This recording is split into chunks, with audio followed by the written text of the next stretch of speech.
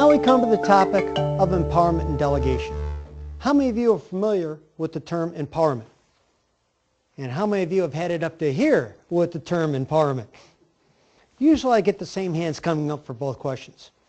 If you don't care for the term empowerment, you're in good company. Because Peter Drucker, one of the great management gurus in the country, hates the term empowerment. Refuses to use the word empowerment in any of his speeches, in any of his writings, except to say, I hate empowerment. He hates empowerment as a word because he believes it's taken on a buzzword connotation.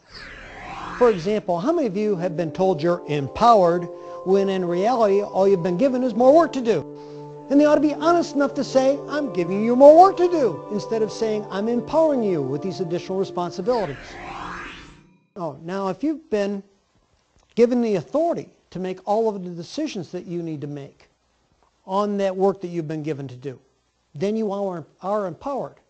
Because in Drucker's definition, empowerment is the delegation of authority.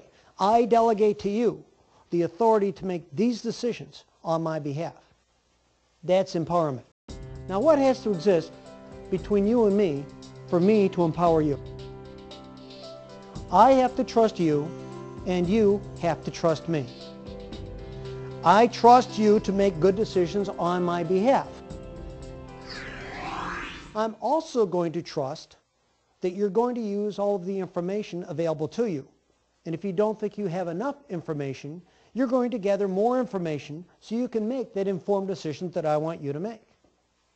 I'm also going to trust that you're going to use a logical problem-solving approach in arriving at this decision, weighing the pros and cons and the whys and wherefores to make a good call. And I'm going to trust, probably more importantly than anything else, that you're going to work in the best interest of the team and the organization and not in your own selfish interest. You're going to put us ahead of you in your decision-making process. You're also going to trust that I'm going to be your coach, your mentor, your trainer, that I'm going to develop your technical skills so you're competent enough to make that good decision, that I'm going to develop your problem-solving and decision-making skills so you can make that well-thought-out decision that I want you to make. Now, we can't make it any cleaner than that now, can we? All right? I am responsible for both your success and for your failure. The buck stops here.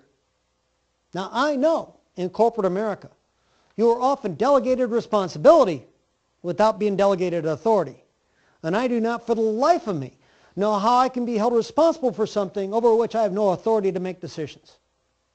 But folks, just because they did it to you does not give you the license to do it to your people.